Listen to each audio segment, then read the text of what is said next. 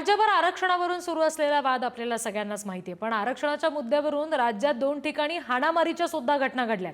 हिंगोलीच्या वेंडेगावमध्ये आरक्षण आंदोलनाबाबत पोस्टवरून 2 गटात वाद झाला। आक्षेपार्ह व्हिडिओवरून 2 गट आमने-सामने आले, याच्यात गाड्यांची तोडफोड झाली। रात्री उशिरापर्यंत कुरुंदा पोलीस स्टेशनमध्ये नागरिकांनी ठिय्या दिला। तर दुसरीकडे नांदेडमध्ये मराठा ओबीसी संस्था चालकांच्या वादानंतर हाणामारी झाली। दोन्ही शाळांमधून काही मुलांना काढलं गेलं आणि मग रिसन गावात हाणामारी झाली। या हाणामारीत दोन्ही गटातील 6 जण जखमी झालेले आहेत। मारहाणीचं कारण अजूनही अस्पष्ट आहे। जखमींना उपचारासाठी नांदेडच्या रुग्णालयामध्ये हलवलं गेलंय।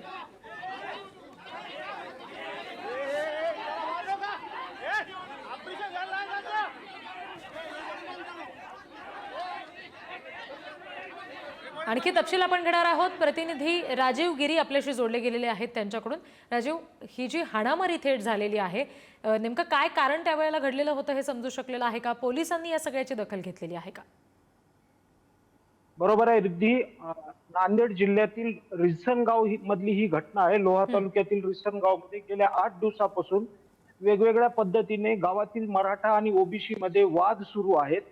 गावातील एक शिक्षण संस्था चालक आहेत प्राध्यापक मनोहर धोंडे यांनी मराठा समाजाच्या आरक्षणाला उच्च न्यायालयात आव्हान दिलेलं आहे। त्यामुळे त्यांच्या शाळेतील मराठा समाजाच्या विद्यार्थ्यांनी टीसी काढलेले आहेत आणि त्या घटनेपाठोपाठ गावातील मराठा संस्था चालकाच्या शाळेतील टीसी ह्या ओबीसी मुलांनी काढलेल्या आहेत। त्यामुळे गावात गेल्या 8 दिवसापासून वादच सुरू आहे आणि हा वाद निवळण्यासाठी गावकऱ्यांनी काल बैठक बोलावली होती। गावातील सगळे प्रमुख व्यक्ती या बैठकीला होते, मात्र बैठकीच्या बाहेर 2 गट आपसात भिडले आणि त्यात 4 ते 6 जण हे जखमी झालेले आहेत। यातील जखमीवर नांदेडच्या सरकारी रुग्णालयात सध्या उपचार सुरू आहेत।